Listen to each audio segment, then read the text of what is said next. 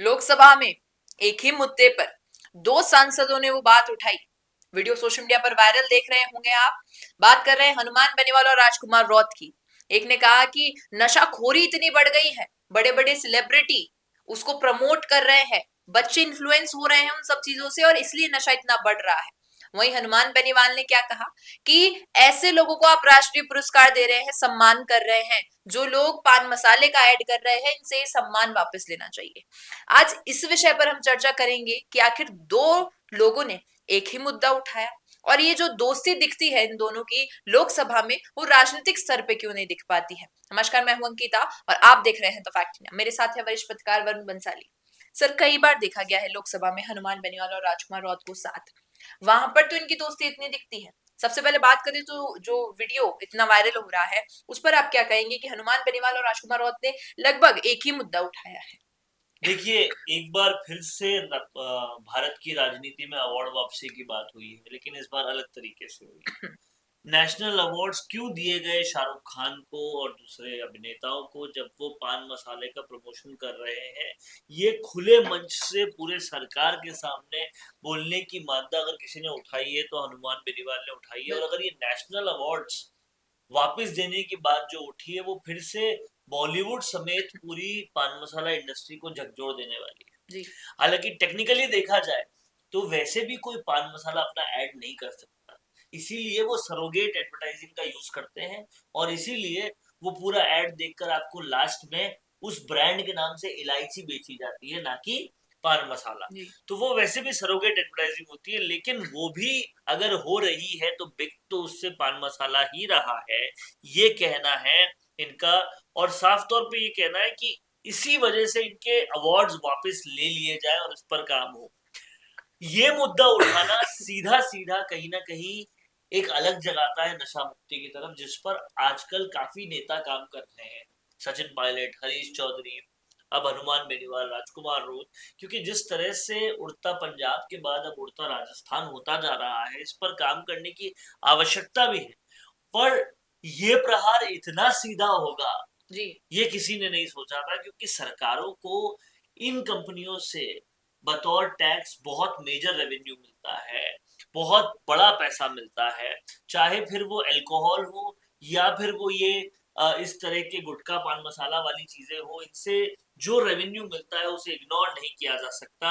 आज अगर बिहार ने शराब मुक्ति की बात करी है और बिहार में शराब मुक्ति है, गुजरात में शराब बंद है, तो भी पीछे के दरवाजे से इलीगली बहुत कुछ हो रहा है जी। और उससे भी कई तरीके से पैसे कमाए जा रहे हैं।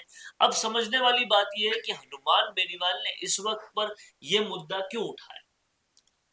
आपको ये समझना पड़ेगा कि लोकसभा जब भी चलती है, राजस्थान से इतने सारे एमपीज हैं, कोई हाईलाइट नहीं होता। हमेशा हनुमान बेनीवाल क्यों हाईलाइट होते हैं? क्योंकि उनके मुद्दे का चुनाव ही इस तरीके का होता है कि कहीं ना कहीं पूरे देश में बात जाएगी और हनुमान बेनीवाल अपनी पार्टी के इकलौते चुने हुए नेता होने के बावजूद भी इतने ज्यादा वायरल होंगे और इतने ज्यादा लोकप्रिय हो जाएंगे। ये उनकी स्ट्रेटजी हमेशा रहती है, सुर्खियों में बने रहने की बात रहती है। और एक बार फिर से वो सुर्खियों में आ चुके हैं। हालांकि इसके साथ साथ उन्होंने कई और ऐसे मुद्दे भी उठाए जो राजस्थान के विकास से संबंधित थे, पर ये जो मुद्दा उठाया वो उन्हें देश भर की सुर्खियों में ले जा रहा है और ये कला में हनुमान बेनीवाल निपुण है। बिल्कुल।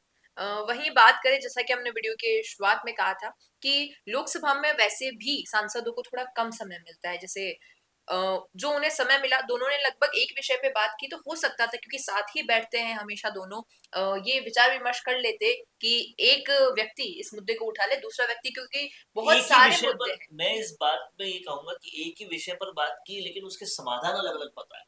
जी। जहाँ हनुमान बेनीवाल ने अवार्ड वापसी की बात की, वहां उन्होंने, राजकुमार रोत ने कहीं ना कहीं ड्रग्स पे, इन पे प्रतिबंध लगाने की बात की। तो दोनों के समाधान अलग अलग थे।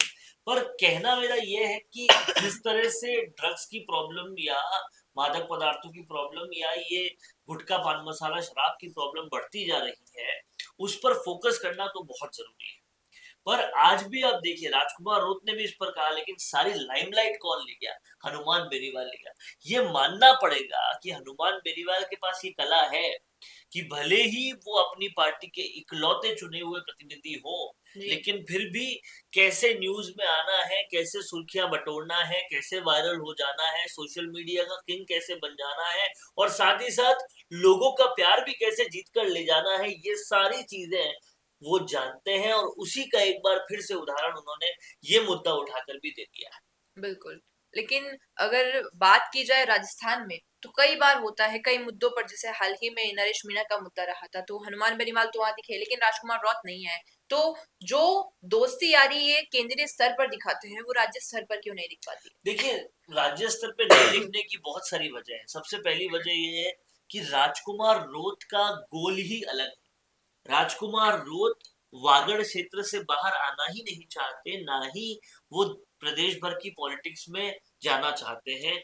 उनका गोल ये है कि वो वागड़ की क्षेत्र में रहें और वहां से मध्य प्रदेश का कुछ क्षेत्र, महाराष्ट्र का कुछ क्षेत्र और गुजरात के कुछ क्षेत्र में बढ़ते हुए एक भील प्रदेश बनाने पर फोकस करें। उन्हें वोट, उनकी पार्टी को वोट, उनके लोगों को वोट, उनकी जनता से सिर्फ और सिर्फ भील प्रदेश के मामले पर मिले हैं, इसलिए वो उससे आगे बढ़ना नहीं चाहते। और बाकी जितने भी तीसरे मोर्चे के नेता हैं, उन्हें भील प्रदेश से कोई लेना देना नहीं है। इसीलिए, क्योंकि ये अपनी पार्टी के इकलौते सांसद हैं, चाहे राजकुमार रोत हो, चाहे आजाद समाज पार्टी के वो हो, चाहे हनुमान बेनीवाल हो, चंद्रशेखर आजाद और हनुमान बेनीवाल, ये तीनों ही अपनी पार्टी के इकलौते सांसद हैं। तो इकलौते सांसदों को बैठने की एक ही जगह मिलती है, इसलिए वो लाजमी है उनका दोस्त बनना। पर राजकुमार रोत के एजेंडे से मैच नहीं खाता हनुमान बेनीवाल, नरेश मीणा, रविंद्र सिंह भाटी या किसी और भी निर्दलीय तीसरे मोर्चे वालों का एजेंडा। इसलिए राजस्थान की राजनीति में इनका एक जगह पर आना मुश्किल ही नहीं बल्कि नामुमकिन। बिल्कुल। सर, आपको याद ही होगा 8 PM नो सीएम का जो ये नारा और मुहिम है, ये कहीं ना कहीं हनुमान बेनीवाल से शुरू हुई थी। अब उन्होंने वो मुद्दा उठाने की बात की है, जैसा राजकुमार रौत ने भी। तो क्या राजस्थान में अगर होता भी है कि नशा मुक्त किया जाए, तो बिहार और गुजरात जैसी सिचुएशन होगी कि ओले से और डबल रेट में ये सब चीजें बिकना शुरू होंगी? देखिए, आप इस बात को समझिए। अव्वल तो राजस्थान में ये होना इसलिए संभव नहीं है क्योंकि सरकार का एक मेजर रेवेन्यू राजस्थान में आबकारी और गुटखा तंबाकू से जो टैक्स मिलता है उससे आता है। इसीलिए ये डिसीजन लेना सरकार के रेवेन्यूज पे बहुत बहुत बहुत बुरा इम्पैक्ट डालता है, इसलिए ये संभव नहीं है। कई बार इसकी अलग जगाई गई, कई बार इस पर आंदोलन किए गए। जयपुर में पूनम छाबड़ा, गुरचरण छाबड़ा, एक पूरा परिवार है। तो गुरचरण छाबड़ा जी की का देहांत ही इसलिए हो गया क्योंकि वो लगातार इस मुद्दे पर अनशन पे रहे। सब कुछ हुआ कि राजस्थान में शराबबंदी हो। कांग्रेस के लोग उनसे कई बार मिलने गए, अशोक गहलोत मिलने गए, सांत्वना व्यक्त की, लेकिन कभी भी शराबबंदी करने का नहीं सोचा क्योंकि वो सीधा सीधा रेवेन्यू पे इम्पैक्ट डालता है। तो फिलहाल शराबबंदी की राह या गुटखा तंबाकू बैन करने की राह राजस्थान से बहुत दूर की कौड़ी है, बहुत दूर दूर दिखती है। और इसीलिए आपने देखा कि हनुमान बेनीवाल ने भी अपने वक्तव्य में कहीं पर भी इसको बैन करने की बात नहीं की, सीधा सीधा सेलिब्रिटीज को नेशनल अवार्ड लौटाने की बात की या उनसे नेशनल अवार्ड लेने की बात की। तो इसकी भी वजह यही है कि इनको बंद नहीं किया जा सकता। बहुत लोगों की, पूरे स्टेट की एक बहुत बड़ी कमाई का हिस्सा चला जाता है। इसीलिए तो नीचे ये लिख कर कि इससे कैंसर होता है, फिर भी ये चीज बेचे जा रही है। बिल्कुल। अब आपसे पूछना चाहेंगे, क्या लगता है कि जो सांसदों ने ये मुद्दा उठाया लोकसभा में, आखिर इस पर क्या कुछ करना चाहिए और इसका निष्कर्ष क्या निकलता है? क्या राय है इस पर आपकी, बताइएगा कमेंट में। पसंद आया हो ये वीडियो तो इसे लाइक करना, शेयर करना और हमारे चैनल द फैक्ट इंडिया को सब्सक्राइब करना। धन्यवाद।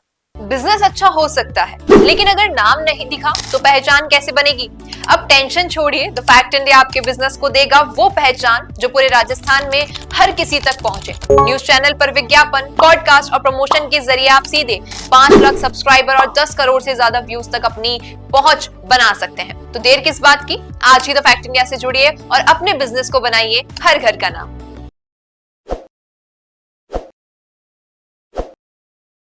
ताज़ा खबरों के लिए विजिट करें द फैक्ट इंडिया।